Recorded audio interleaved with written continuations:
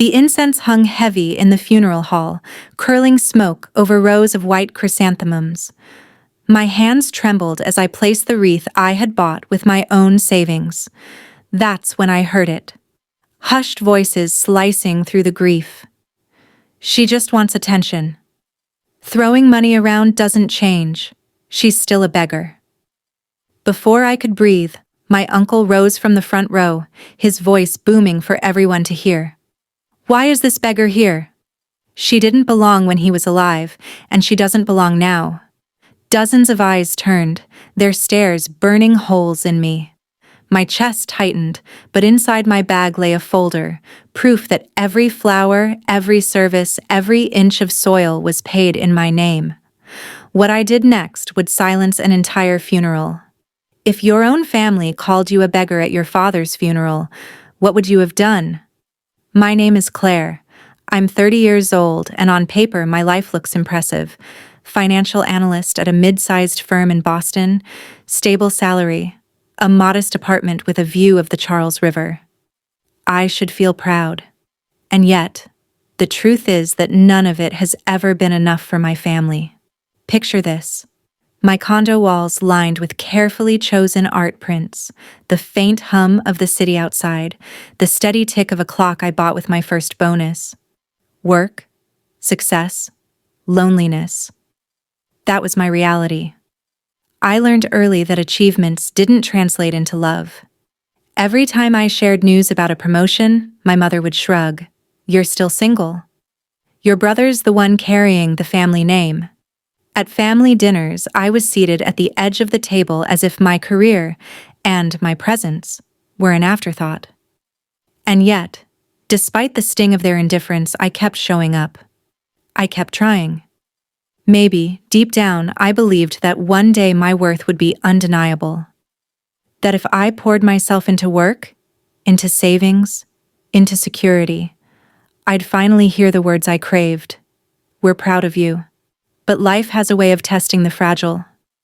The first time I bought a wreath for a funeral, it wasn't for a client or a distant colleague.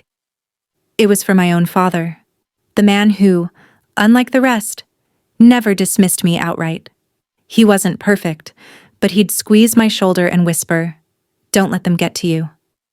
You're stronger than they think."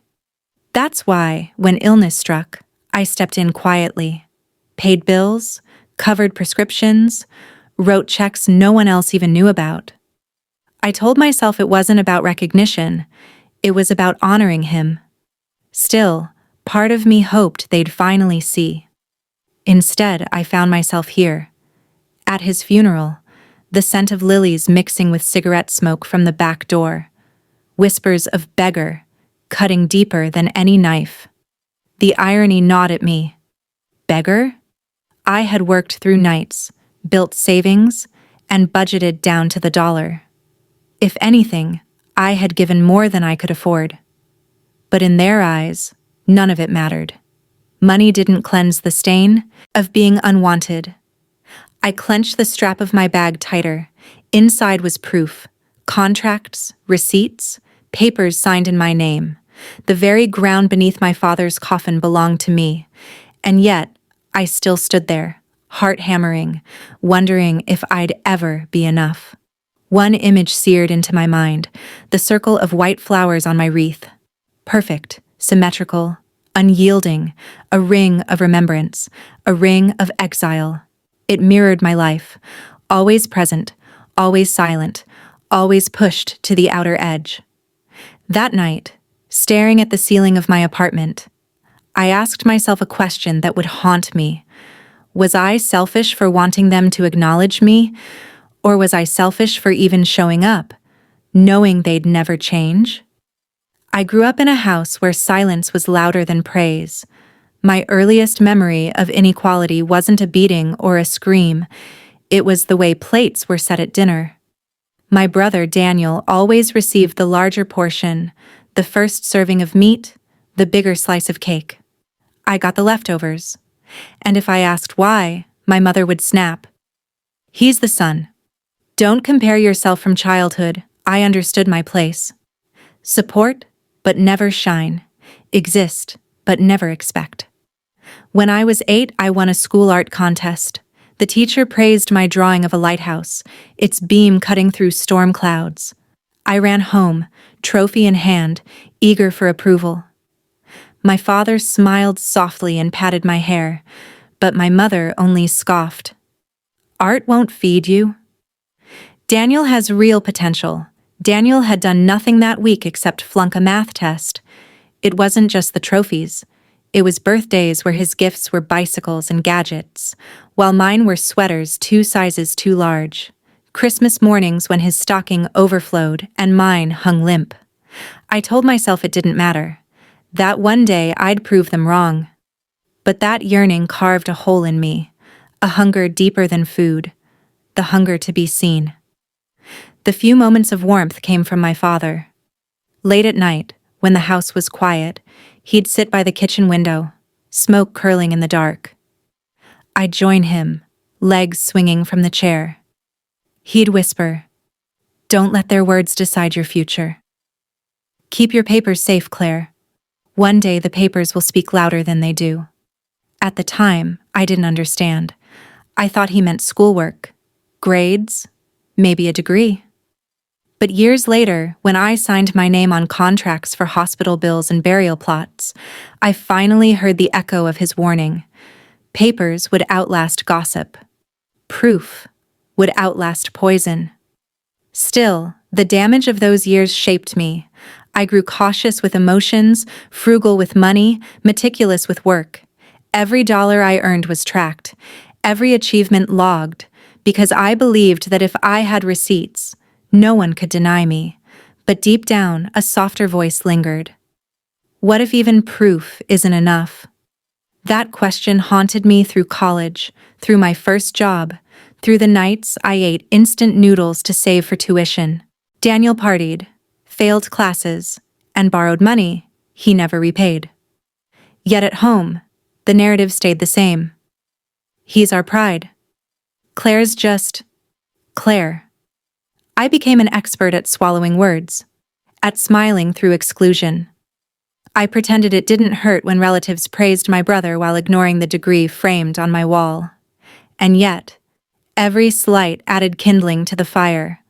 By the time my father fell ill, that fire was already burning. Quiet, hidden, but ready. So when I sat in the funeral hall called a beggar in front of 200 people, I wasn't just fighting that moment. I was fighting decades of erasure.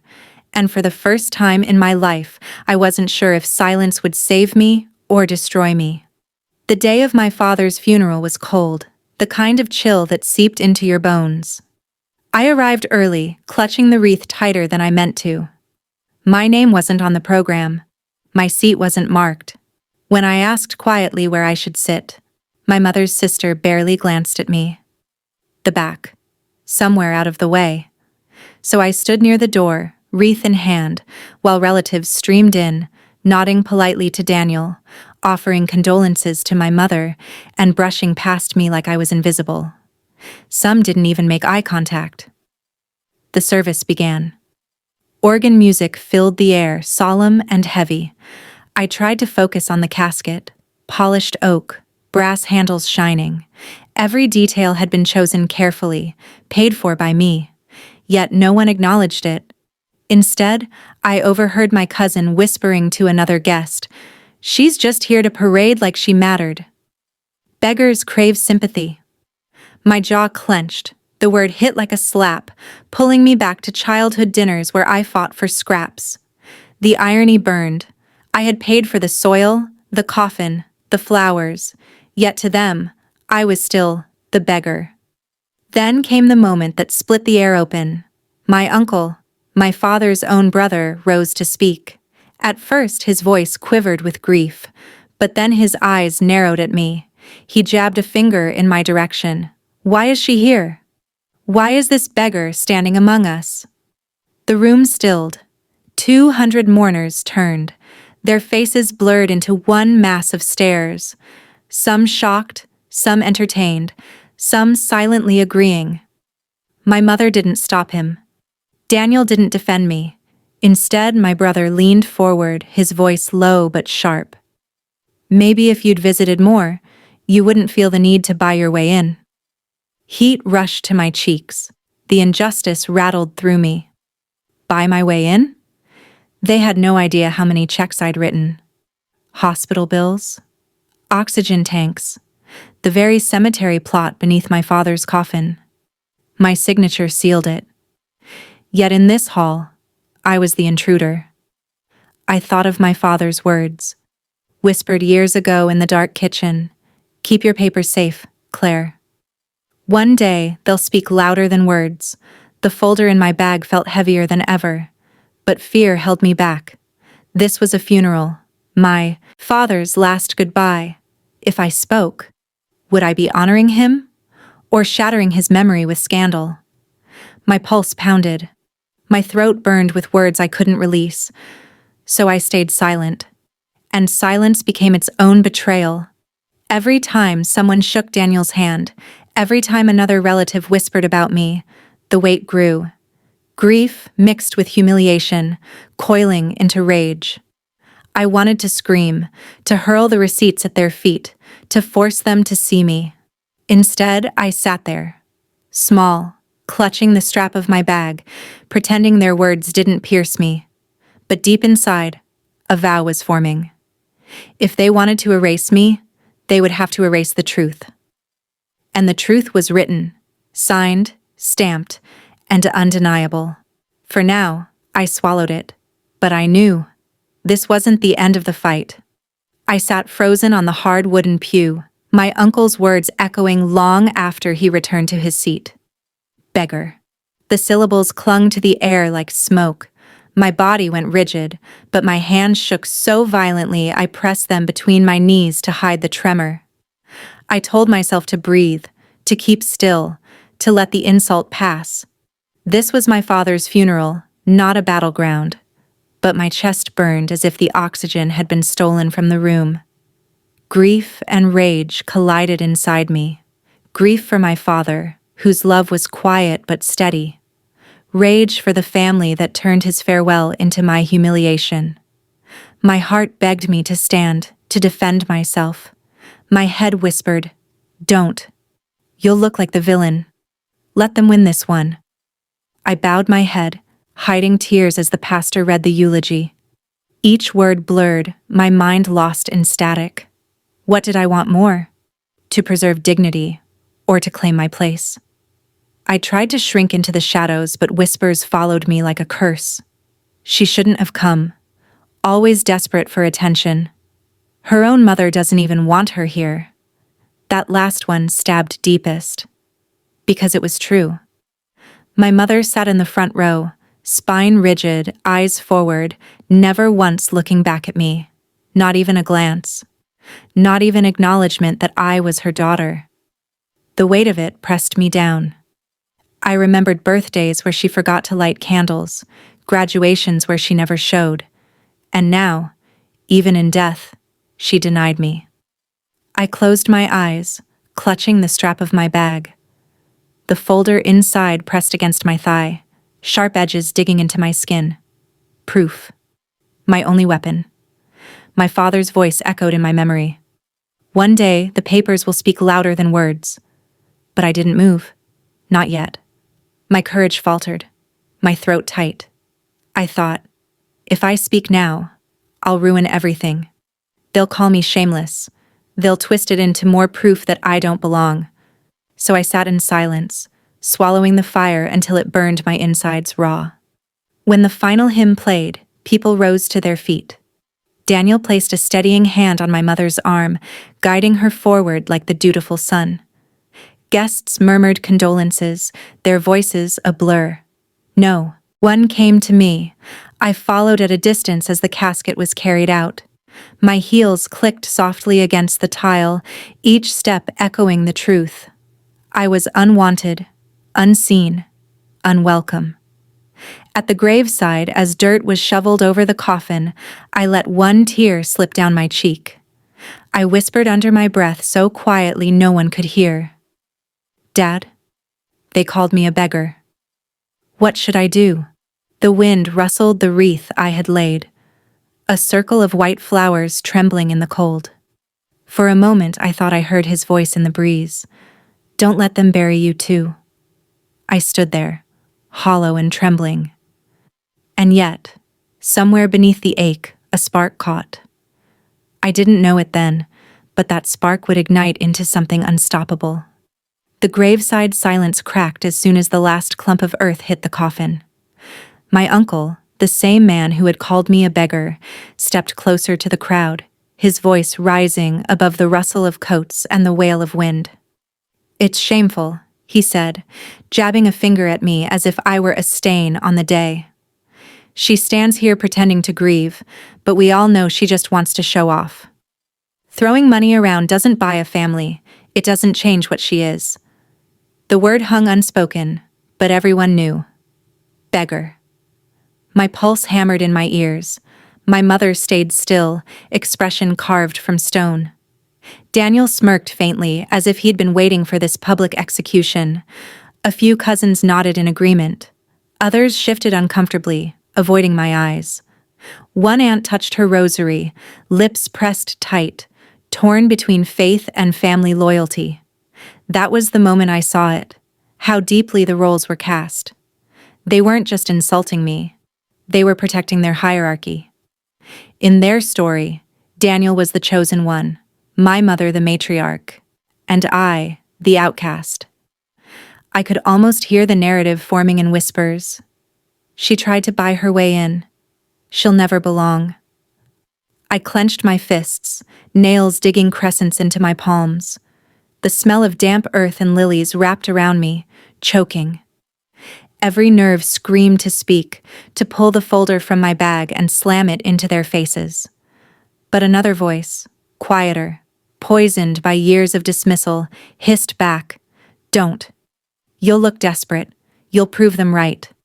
The pastor tried to redirect attention, urging everyone to bow their heads for prayer, but the damage was done. The word had traveled faster than any hymn. Guests muttered as they drifted toward their cars. Beggar. Embarrassing. Didn't even belong when he was alive. Each phrase struck like gravel flung against glass, chipping away at the fragile composure I clung to. And then Daniel leaned close as he passed me. His whisper sliced colder than the January wind. "Maybe next time, don't bother showing up. Nobody wants you here." He smiled when he saw my flinch. That was his victory. My hands trembled so hard the folder inside my bag shifted.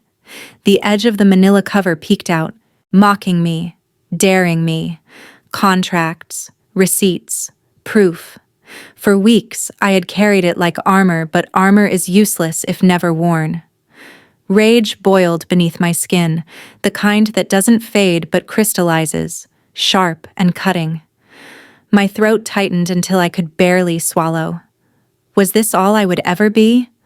The girl who paid in silence, erased in public, erased even at her father's final rest?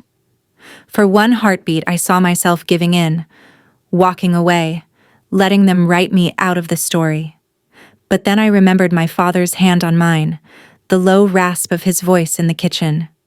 Don't let their words decide your future. His words were ashes and fire both. My uncle's voice still echoed, Daniel's sneer still burned, my mother's silence still sliced me open. Anger, betrayal, resolve. The rule of 3 pounded through me like a drumbeat. I tasted salt on my lips, tears I hadn't realized were falling. My breath came jagged, but my spine straightened. They wanted me small. They wanted me gone. Instead, something inside me lifted its head, defiant. For years I had carried their judgment like chains. But chains, once pulled tight enough, either strangle or snap. And in that frozen graveyard, surrounded by marble angels and mourners who would remember the insult longer than the eulogy, I made my choice. I wouldn't stay silent forever. Not this time. Not with the truth literally pressing against my side. What they didn't know was that every flower, every service, every inch of earth was already mine to reveal. They thought they had silenced me, but what I held could turn the funeral into a reckoning. I whispered into the cold air, so faint only the wreath at my feet might have heard. You'll hear me soon. 2 days after the funeral, the house still smelled of stale incense and boiled cabbage from the endless stream of mourners. I had stayed longer than I wanted, half out of guilt, half out of duty. But the silence between me and my family was sharper than any knife. They avoided me, except when whispering just loud enough for me to hear. Beggar, show-off, outsider. That morning, I woke early and walked into the kitchen for coffee. The voices reached me before the smell of the pot did. My uncle, my mother, Daniel. Their words tangled but clear enough. The plot's worth more than we thought. Could be sold easily. Split the money 3 ways. My stomach dropped. I froze behind the doorframe, barely breathing. They were talking about the burial plot. My father's grave. The land I had signed for, paid for, chosen because it was shaded by oak trees he once loved. Daniel's voice carried, smooth and arrogant. She doesn't need to know. She won't fight us. She never does. My mother answered, colder still. She's always been desperate for scraps. If we take this, what can she do? Cry? My uncle laughed, a low, ugly sound. She's a beggar. Beggars don't own land.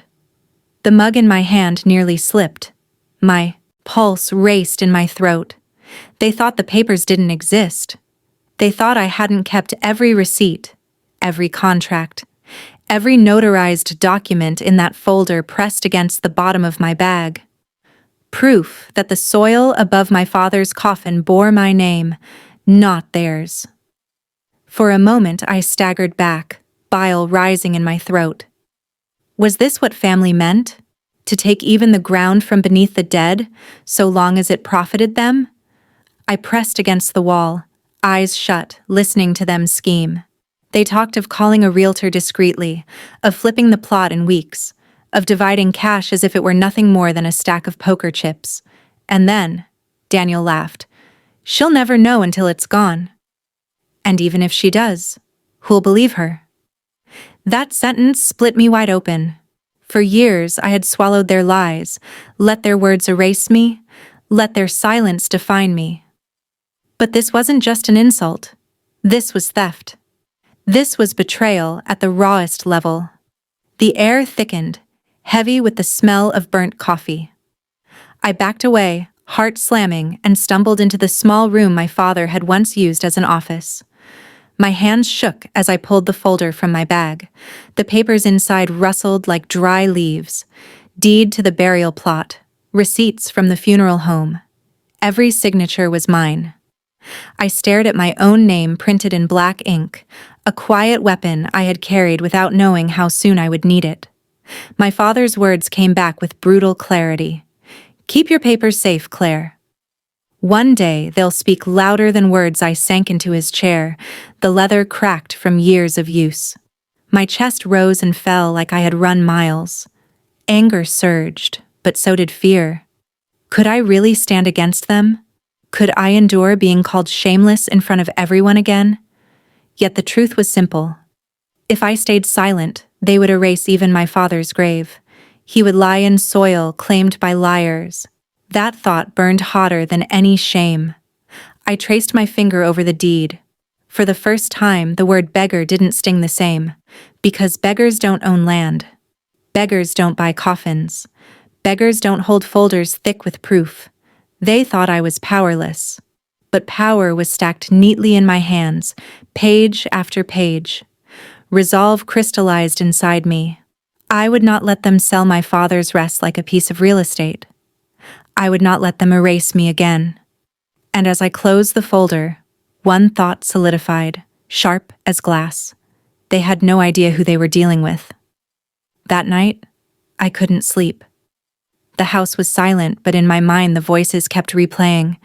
My uncle's laugh, Daniel's smug certainty, my mother's ice-cold dismissal. She'll never fight us. She never does.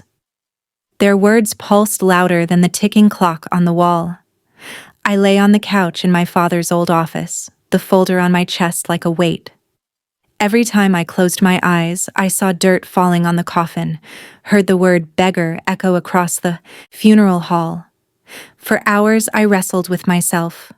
Part of me wanted to run, to escape their poison and never look back.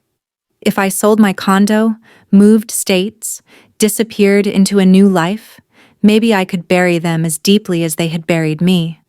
But then the thought of my father rose up, his voice, low and steady, telling me to keep my papers safe.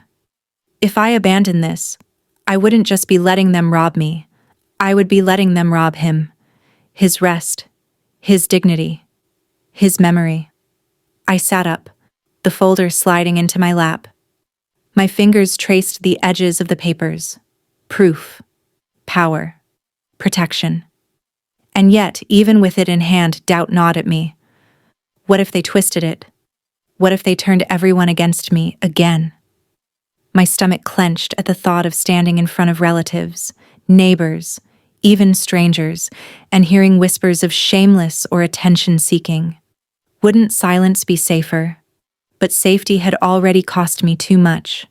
Silence had let them erase my childhood wins, my adult successes, my very place in the family. And now they wanted to erase even my father's grave. I walked to the window, moonlight spilling across the desk, lighting up the white petals of the wreath still leaning against the wall. The flowers had started to wilt, their edges curling inward. A circle, perfect, yet fragile. That image pierced me. If I let them take this, the circle will close without me. Forever. I pressed my forehead against the cool glass, fighting back tears. "Dad," I whispered, "am I selfish for wanting them to see me? For wanting them to stop calling me what I'm not?" The silence of the night answered, heavy and endless. For a moment I thought I'd break, that my knees would buckle and I'd collapse under the weight of 30 years of rejection. But then something shifted. The silence didn't feel empty. It felt like waiting. Like the pause before a verdict is read, or before a storm breaks. And in that pause, my heart gave me the only answer that mattered. I am not a beggar. I am the one who stood when no one else did. I am the one who paid when no one else would. I am the one who belongs, because I never left. Resolve coursed through me, hot and fierce. My fear didn't vanish, but it bent, reshaped into steel. They thought I would crumble. They thought I would stay quiet. But I had carried proof long enough. It was time to use it. The next morning, I dressed deliberately. Black blazer, pressed shirt, the same heels I wore for client meetings. Armor. I slid the folder into a leather bag, its weight grounding me. Every step down the hallway echoed like a drumbeat. Not a beggar. Not invisible. Not silent. At breakfast, Daniel looked up from his phone, smirking. My uncle sipped coffee, casual, as if betrayal were routine. My mother didn't lift her eyes. Their performance was perfect, pretending nothing had been said, nothing had been planned, pretending I hadn't heard their scheme. I sat down slowly, the leather bag beside me. For a moment, I let the quiet stretch. My heart pounded so hard I thought they might hear it. And then, softly, I said, "I know what you're trying to do." Daniel chuckled. "Here we go again." My uncle raised an eyebrow, amused. My mother's spoon clinked against her bowl, but she said nothing. I pulled the folder into my lap, resting a hand on it. The burial plot. The contract. The receipts. They're in my name. You can whisper, you can lie, but you can't erase the ink. For the first time, my uncle's smirk faltered. Daniel shifted uncomfortably, though he masked it with a scoff. My mother's jaw tightened, her silence sharper than words. I held their eyes one by one, my voice steady though my hands trembled beneath the table.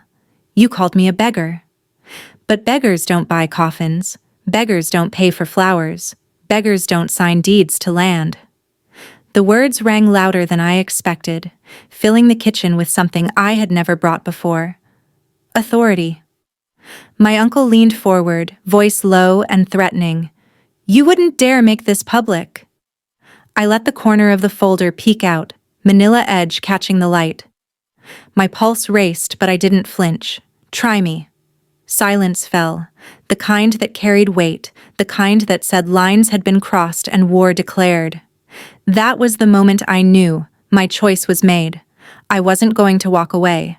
I wasn't going to let them sell my father's rest or erase my worth again. I would take this fight as far as it needed to go. The decision was sealed, not with shouting, not with rage, but with a quiet certainty that filled my chest like fire. I was done being the beggar in their story. Sunday afternoon, the living room brimmed with relatives. The last trays of funeral food cluttered the tables, half-eaten casseroles, cooling tea, cigarette smoke hanging in the air. They gathered to discuss next steps, but I knew the truth. They were circling like vultures. Daniel leaned casually against the mantel, my uncle sprawled in an armchair, my mother sitting upright with a face of stone.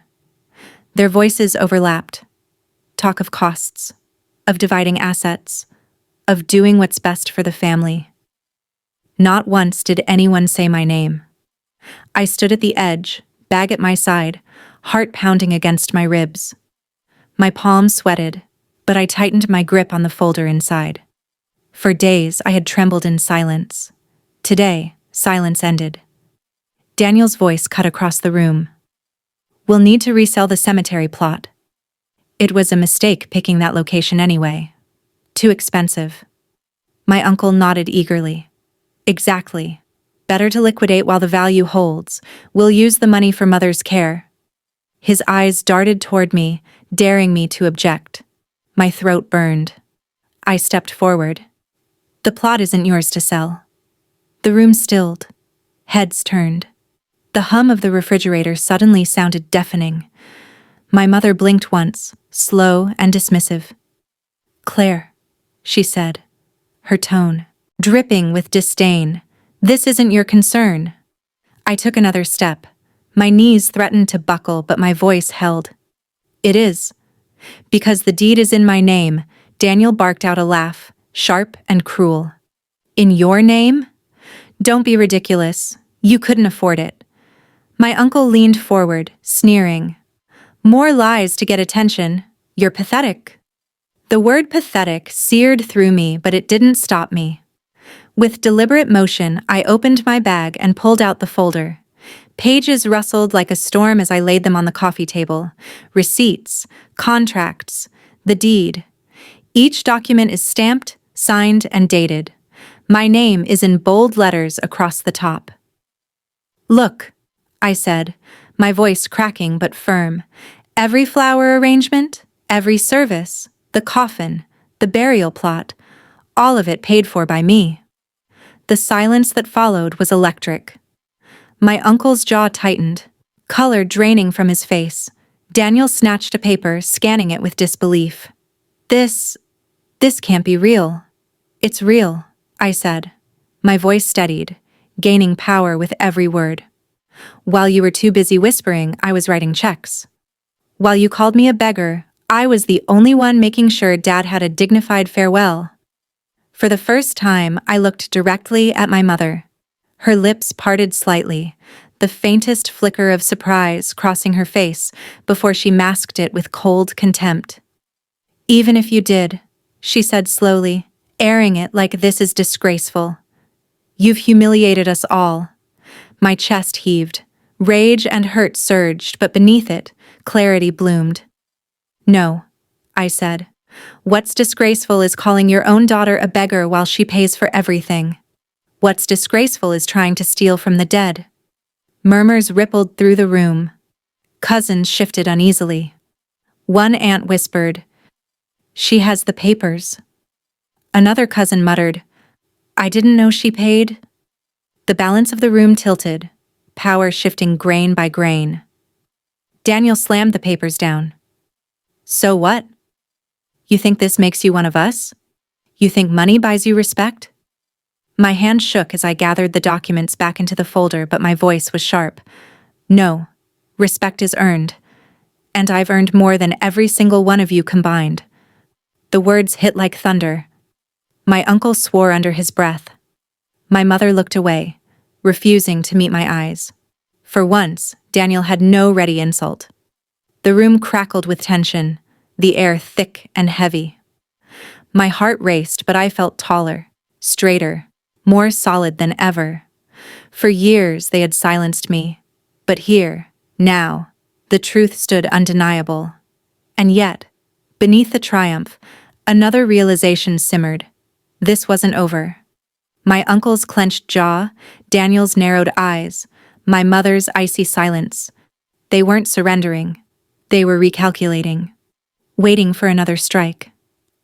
I slid the folder back into my bag, zipping it shut with finality.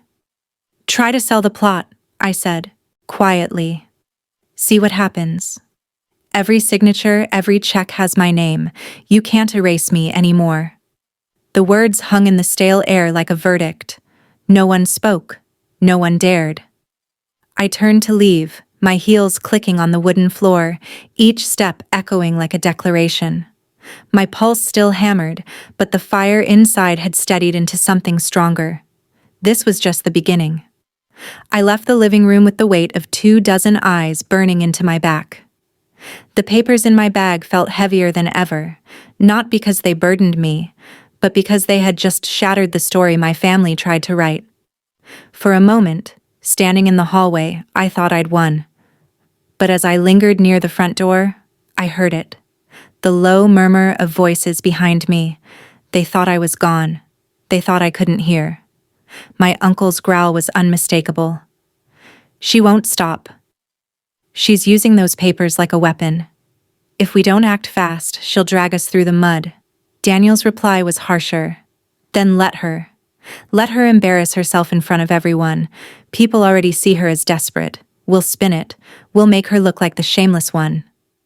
My stomach twisted. Even with the truth in their faces, they were already planning their counterattack.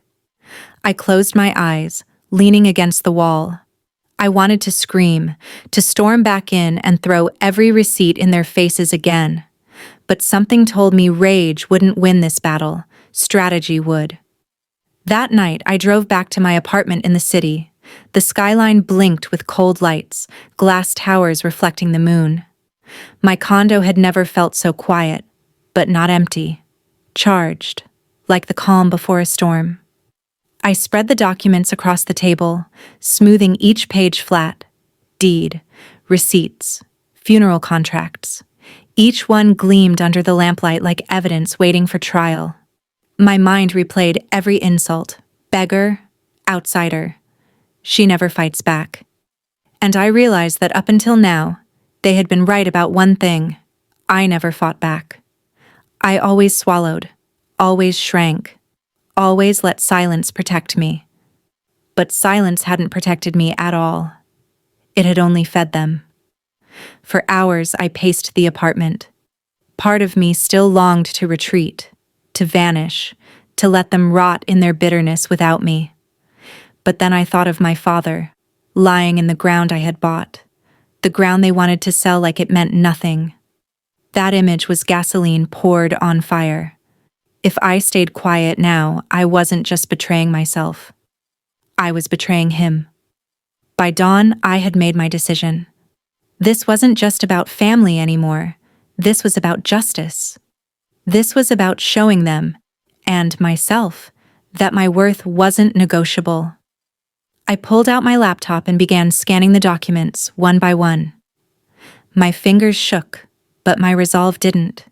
If they wanted war, I'd give them war, with proof they couldn't erase. Later that day, Daniel called. His voice dripped with false charm. Claire, let's be reasonable. You don't need to make this ugly. Just hand over the documents and we'll take care of everything. I nearly laughed. Take care of everything? You mean sell Dad's grave? He bristled. You're twisting this. No, I said coldly. For once, I'm not the one twisting anything. The truth is black and white, and it has my signature all over it. When I hung up, my hands were still trembling, but not from fear. from power. For the first time, the scales were shifting, and they knew it. Still, I understood this wasn't over. They would come for me again. With lies, with manipulation, with whatever they could weaponize. But now, I wasn't just the quiet daughter they dismissed. I was the one holding the receipts. The one with the courage to stand. The image of the wilted wreath at the funeral replayed in my mind. White petals falling, circle breaking. But this time, in my vision, I saw the wreath restored. Full, unbroken, standing tall. That would be my father's legacy. That would be mine.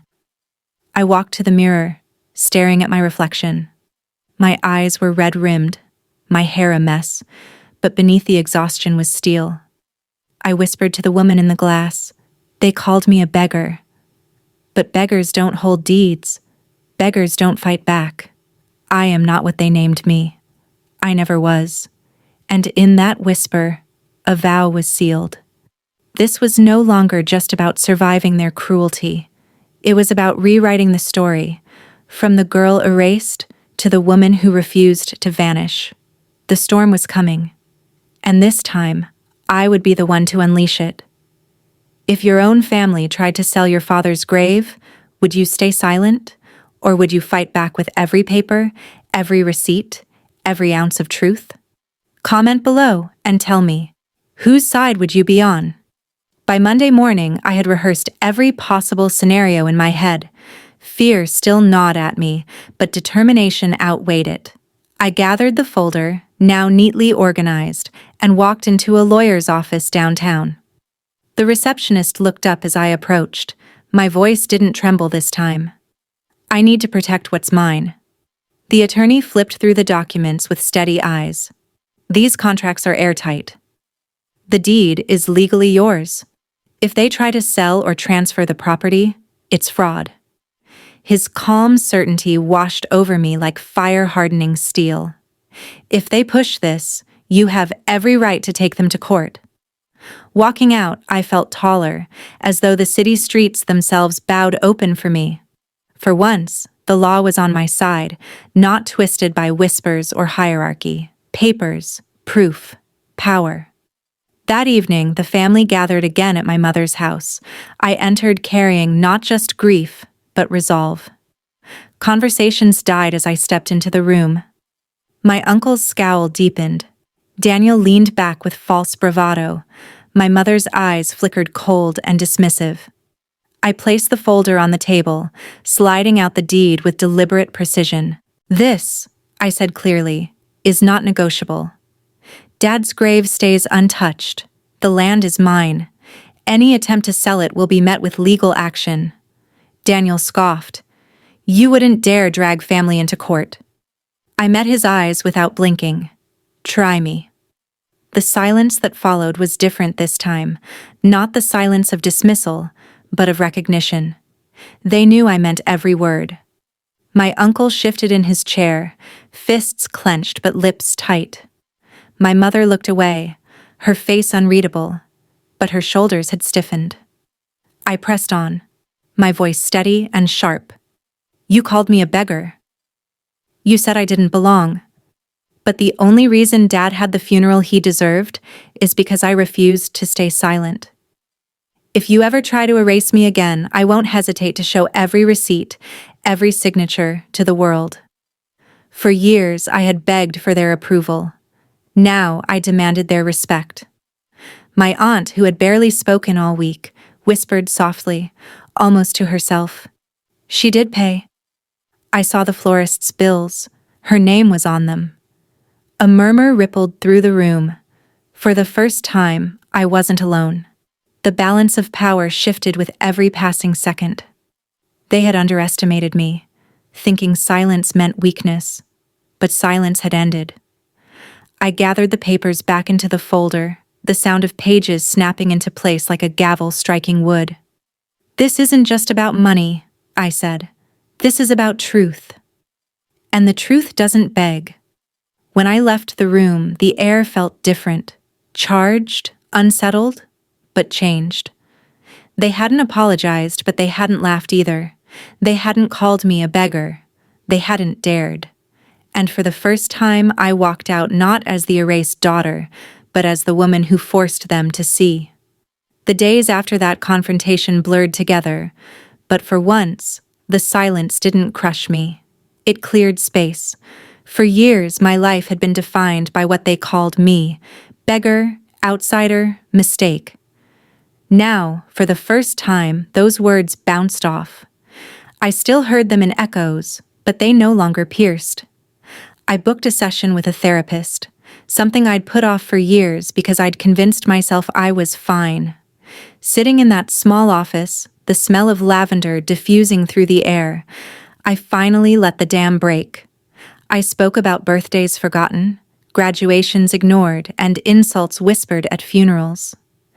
I cried harder than I had in years, but the tears felt cleansing. My therapist leaned forward and said gently, "Your worth isn't defined by their blindness. You've carried too much weight that was never yours to hold." Those words anchored me. Each week I returned, peeling back layers of shame and guilt, finding pieces of myself I thought were gone. Outside therapy, I leaned into friendships that had quietly waited in the wings. Rachel from work dropped by with takeout and stayed late into the night, laughing at old sitcom reruns until I remembered what lightness felt. Like Marcus, a neighbor I barely knew, offered to water my plants and ended up becoming someone I could talk to about the smallest, simplest things, proof that family can be chosen, not just inherited. One Saturday, I returned to the cemetery alone. The air was sharp with winter, the ground hard underfoot. I carried fresh flowers, white lilies this time, not roses. I placed them carefully at my father's grave, brushing dirt from the headstone. The oak trees swayed overhead, the same ones he had admired when we first visited the grounds. For a moment, I closed my eyes and listened. No insults, no whispers. Just wind, leaves, and the steady thrum of my own heart. The circle of flowers at his grave glowed in the pale sun. I thought of the wreath from the funeral, its petals wilting as I stood humiliated. Now, here, the circle felt different. No longer a symbol of exclusion, but of wholeness. I whispered, "They tried to bury me with you, Dad." But I stood up. I didn't let them. The words steadied me, and for the first time I felt peace. Life didn't magically fix itself. My mother's silence remained, Daniel's resentment simmered, and my uncle's disdain never softened. But I no longer carried their poison in my veins. I had drawn a line, and stepping over it again was no longer an option, for them or for me. At night, I started journaling, filling pages with affirmations I once thought were cliches. I am enough. I am not invisible. I am not what they named me. Writing them down felt like reclaiming bricks of a house I was finally building for myself. One evening, Rachel asked, "Do you regret it? Calling them out? Showing the papers?" I paused, then smiled faintly. I regret staying quiet for 30 years. I don't regret finally speaking. That became my mantra. Regret silence, not truth. Slowly, my life took on new color. Work felt less like a refuge and more like an accomplishment I could actually own. My friendships deepened. Even the city lights seemed brighter on my evening walks. The scars didn't vanish, but they no longer defined me. They reminded me of battles fought and won. When I thought of my father now, it wasn't with crushing grief. It was with gratitude. He had been the one flicker of belief in me all along, and his final gift had been that reminder. Keep your papers safe. One day, they'll speak louder than words. He'd been right, and so had I. The circle had closed, but this time I was standing inside it. Weeks turned into months, and life began to settle. Not into the silence of before, but into a new rhythm I chose. I stopped answering calls from my uncle. When Daniel sent me half-hearted texts about family unity, I let them sit unread. My mother showed up at my door once, her eyes sharp with the old coldness, asking me to be reasonable. I met her gaze calmly and said, "Being reasonable is exactly what I'm doing. My boundaries aren't negotiable." The door closed softly behind her, and for the first time, I felt no guilt. Instead of pouring myself into their approval, I poured it into something else. With the savings I had guarded for years, I set up a small fund in my father's name, dedicated to helping low-income families cover burial costs. It wasn't a foundation with marble offices or TV ads. It was simple, practical, but it mattered. Each time I wrote a check, I thought of another daughter who wouldn't have to hear beggar when she was only trying to honor her parent.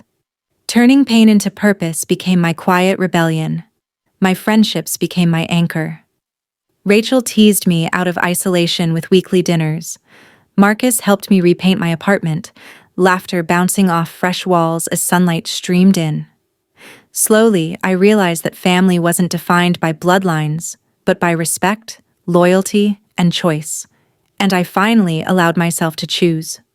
One Sunday, I returned to the cemetery with friends by my side. We carried fresh white flowers, arranging them into a circle on my father's grave. Standing there, I felt no shame, no anger, only peace. The wreath, once a symbol of humiliation, had become a seal of strength. Circularity complete. I whispered, not just to him but to myself. They tried to bury me in silence, but I grew louder. They tried to erase me, but I carved my name in stone. I stood up for myself. I reclaimed my worth. The words echoed inside me, steady and true. I knew the scars would never vanish completely, but they no longer controlled me. They reminded me of who I had been, and who I refused to be again. And now, I pass the question to you. If your own family called you a beggar while you stood at your father's grave, would you have stayed silent, or would you have fought back?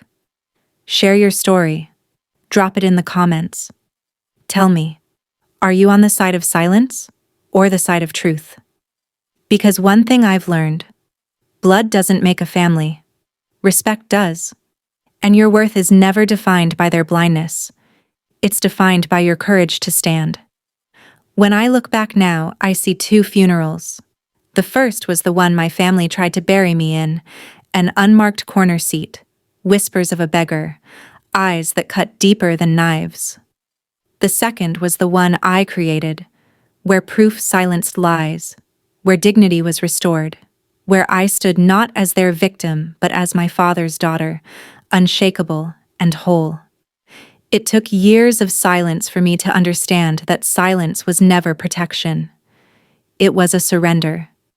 Every time I swallowed an insult, every time I stayed quiet while they erased me, I carved myself smaller. Until one day I realized I had nothing left to lose. And when I finally stood, I realized something else. They had never been as powerful as I thought. Their strength came from my silence. The moment I broke it, their words lost their weight. The circle of white flowers has followed me through this journey. At first, it was a wreath I clutched while whispers gutted me. Then, it was a wilted ring in the corner of a cold graveyard trembling in the wind. And now, it's the fresh lilies I lay at my father's stone, radiant under the sun, a symbol not of exile, but of endurance. From humiliation to healing, the circle closed. Do I wish things were different? That my mother looked at me with pride instead of disdain, that my brother treated me as family instead of competition, that my uncle cared more about honor than profit? Yes, but I've stopped begging for a story they'll never write. I've written my own. And in my story, I am not a beggar. I am not invisible. I am not erased. I am the woman who stood up when silence was demanded, who reclaimed her worth at the very place they tried to bury it. Maybe you've been there too, erased by the people who should have seen you, called names that cut to the bone, told your worth was less than theirs. If you have, then hear me. Their blindness is not your truth. Your worth is not up for debate. So I'll leave you with this. If you were in my place, if your own blood called you a beggar at your father's funeral, would you have swallowed the insult? Or would you have stood? Share your answer. Tell your story. And never, ever forget, your worth is yours to claim.